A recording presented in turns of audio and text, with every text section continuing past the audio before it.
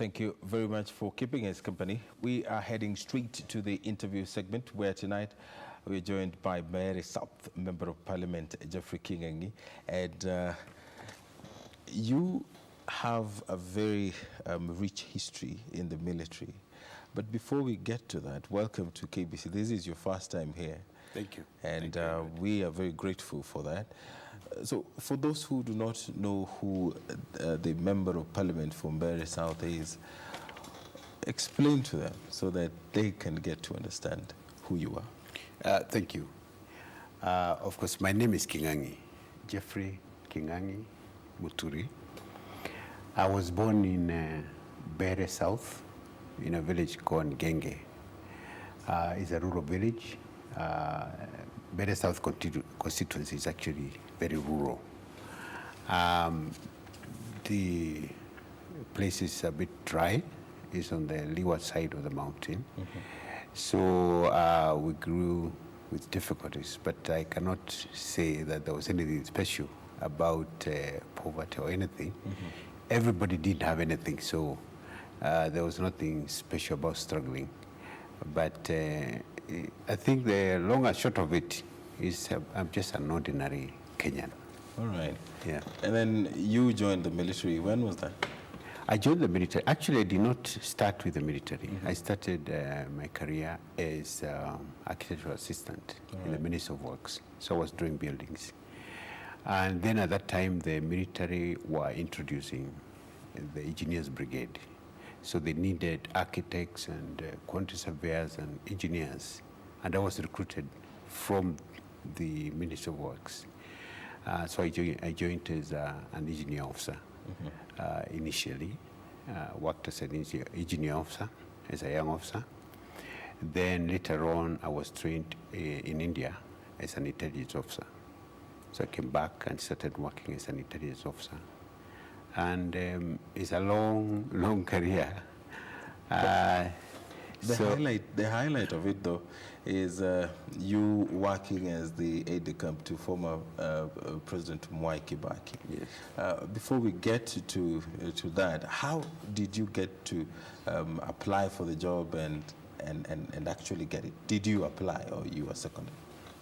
Well, for the military, actually, you only volunteer once during recruitment. That's when you say, I want to join. Thereafter, you get orders for your next assignment. For this particular one, probably it will be useful for me to highlight my journey in the military. I worked as an aide-de-camp for 3 years. But before that, I worked for 2 years attached to the head of civil service as a military secretary to the National Security Advisory Committee, which is the topmost security committee in the country. And before that, I was working as the head of intelligence for the army, meaning I was the advisor to the army commander on intelligence matters. And the rest of it, of course, I worked various assignments, including I worked for 1 year as a military observer, UN mission, peacekeeping mission in Sierra Leone, and another year in DRC Congo. And the rest of it, of course, you get many assignments. So how did I get to State House? I went to State House from Harambee House, where I was a secretary to the National Security Advisory Committee, meaning that I was already exposed to the leadership at Harambee House. And therefore, when the term for the previous ADC was coming to the end, and they were hunting for the replacement. Yes. I was available, and luckily I was known by those who mattered. So really, I got my orders for the job from Harambee House. All right. Yeah. And you walk to the president. Yes. Everywhere the president goes. Yes. Just briefly, How is it walking and working with the president, being there when the president needs you? Because most of us, we only see the president on TV. Well, it was quite a challenge, first of all, because you're coming from the barracks and going to State House. In the barracks, things are done in a particular way. And you know your place in the barracks, and you know everybody knows your function, and you know other people's function. But in State House, you meet other people that you also see on TV. And it is sometimes not very clear what your relationship is with them. But I think they say in the military you can only work for one boss. So what was important is for me to know what was my role with the president. And my role was very simple. One is to assist him in his public functions, which included both public or military parades, and also to make sure that his documents, his speech, his private documents are kept with the confidentiality that they deserve. And of course, the security and safety of the head of state. So for that one, I was very clear. So it's challenging in that it's a full-time job in the sense of full in terms of 24 hours. All right. I was never more than 2-3 minutes away from the president. Of course. Initially, it was quite a challenge. All right. But I think the training helped, that you just focus on the job, and that is it. Then you worked for a couple of years, 3 if I'm not wrong. Yes. And then you resigned. Yes. Why did you resign from such a job that I'm very sure that most officers would die for? Edward, let me say I learned a lot. Things I did not understand about leaders and even politicians. And one of the most important things that I learned is that the politicians, and in this case, the president I was working for, he was only concerned about doing the right thing. So we see a lot of politics and all that kind of thing, but in many cases, the leader is busy seeking for the right thing so that he can do it. And that encouraged me, because actually I don't think the president enjoyed a lot of politics. He did enjoy talking politics, gossips. He did not enjoy that. But he enjoyed discussing projects. He enjoyed discussing development and possibilities. And I thought, if you can do it, then I can do it. I may not enjoy a lot of noise making, but I enjoy solving problems. And I think that's why the bug started biting me. And then also there was devolution coming in, there was opportunities. And I came to a point I thought, well, I think it's time to go. And how did you finance your campaign? Did you go to the president and tell him, I am vying for a public office? Would you lend a hand? Edward, I was very green. I had no idea how much money is required for a campaign. I thought I would go and tell people, this is what I'm coming to do, these are my great ideas. Then they would clap and elect me. And shock was mine that there was so much money required. I did not ask for money because I didn't know how much money was required. So what happened is that as I went along, I think I got a lot of goodwill. I think a lot of them were just sympathizing with me. He saying, poor fella, he doesn't know what he's getting into. So they came along and supported me. And up to today, I'm very, very grateful. Actually, people just came along and brought in money and showed me the way. That's how it happened. And of course, Mbeere South, a lot of issues keep cropping up. what are some of these issues that you are dealing with, especially when it comes to matters land? The Mbeere settlement scheme falls within your jurisdiction as a member of parliament. We know the history of that particular piece of land. Apart from that, which we are going to talk about in a couple of seconds from now, what are other key issues that you are handling as a member of parliament? Thank you, Edward. Mbeere South, and I think this is one of the reasons why I felt compelled to step out and try to give my contribution, is largely neglected and misunderstood. Well, first of all, the landmass of Mbeere South is half Embu County. It's really, really large. And it stretches from the Sagana Bridge all the way to Kiambere, which is next to Mwingi. In fact, I border so many constituencies. I border Mwingi West, I border Masinga, I border somewhere in Muranga, I border Mwea in Kirinyaga, and of course the Embus and Mbeere North. It's really, really stretched. And the southern border of the constituency is actually River Tana with 5 hydroelectric dams. And along that whole stretch of about 75 kilometers, there are no roads, there's no water, it's largely neglected. There are no titles even. So it's like people are still living like they're hunters-gatherers. No title. Most of the schools are makeshift. So the sheer pathetic nature of neglect, and I might say it's disinherited, because how can you have so much water and have nothing?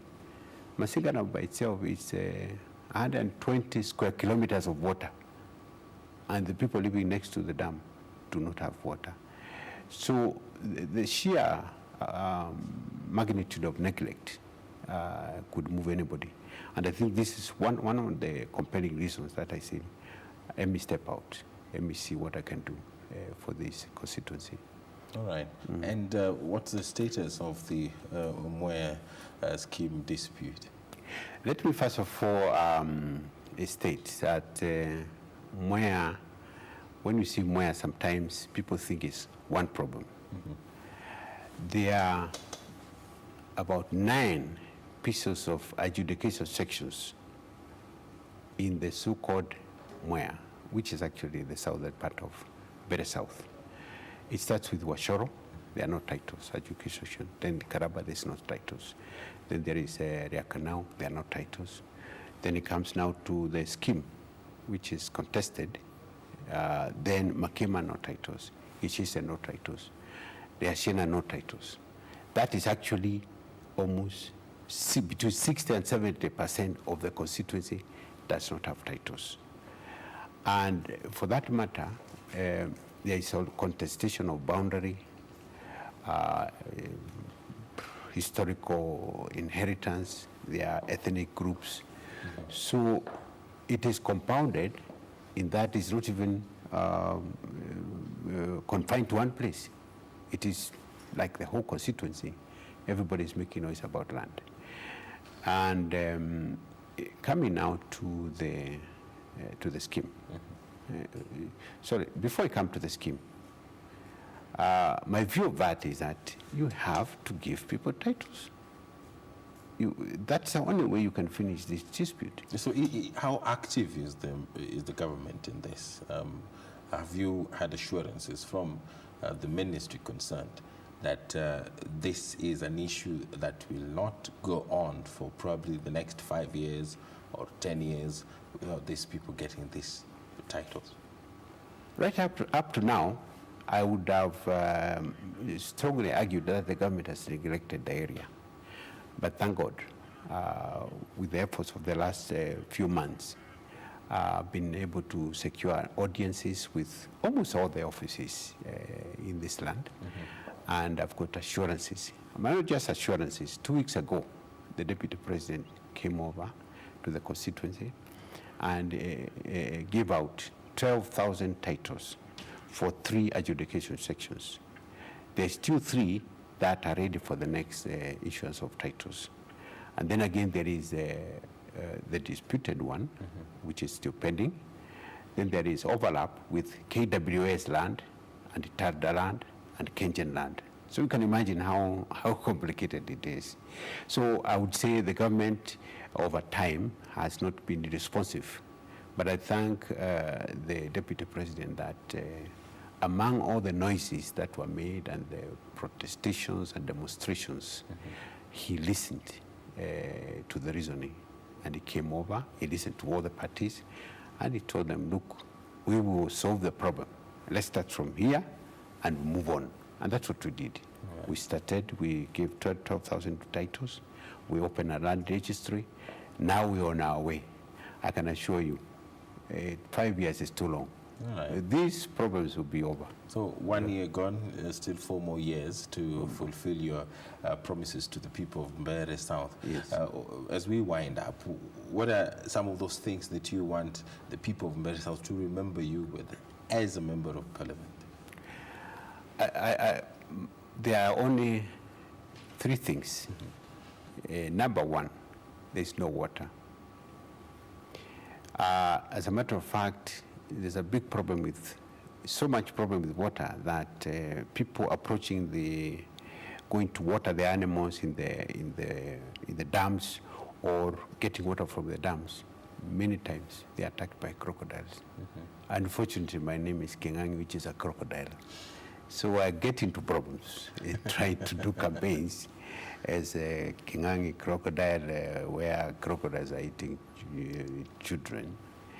So, so the riparian communities living along the dams, we have agreed, and we have a program with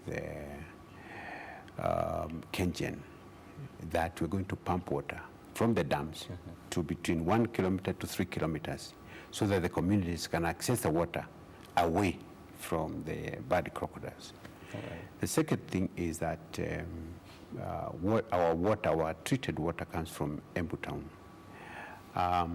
So far, 1 ward has got water about 70%, but the rest of them are not really watered. So what we've done, we have come up with a program where we pump water, not to pump water, actually comes by gravity, to reservoirs situated in 5 hills, each hill for every ward. Then we can draw water from the hills downhill. Because part of the problem has been, because of the rugged nature of the country, you get, some areas get water, others don't get water. And again, I'm very grateful that I've got government backing for this, and very soon we're going to have sufficient water. The other one is infrastructure, and this is roads. Right. We need to open up the area. We need roads, and we need as good roads as any other place. We need tarmac roads. All right. And we are working on this. And finally, back to what you understand best. I know matters leadership, that is a topic that we can talk about for a very long time.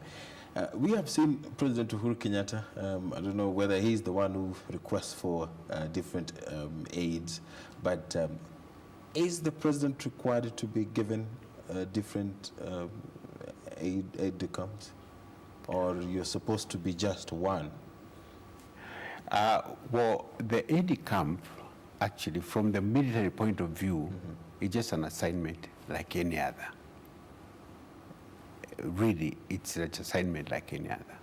So your boss can assign you for a year, for 2 years, for 3 years, and then when it's time to go, it's time to go. There are many reasons that you may be required to go. One is that the military career is also gauged with courses and seniorities and all that. You could be too senior to keep on standing there, or you could be due for a course that is critical to your career. Then you are needed to go away and do the course. So changes from the military point of view are actually very normal career deployment. But having said that, is that there's a lot of matching required to match the president his disposition and the officer who serves him. And I think that is a tricky matter. But I think there's always a lot of consultation between the military commanders and the head of civil service, and of course the State House to arrive at the correct person. All right, Honorable Kenge, thank you very much. Thank you. And I wish you the very best. Yes. And probably in 2022, when you go seeking for another mandate, the people will look at what you have done, and if the promise has been fulfilled, probably they will give you the second chance probably that you deserve. Thank you. Thank you very much. And that's the end of this segment, but don't go too far. Business news is coming up next.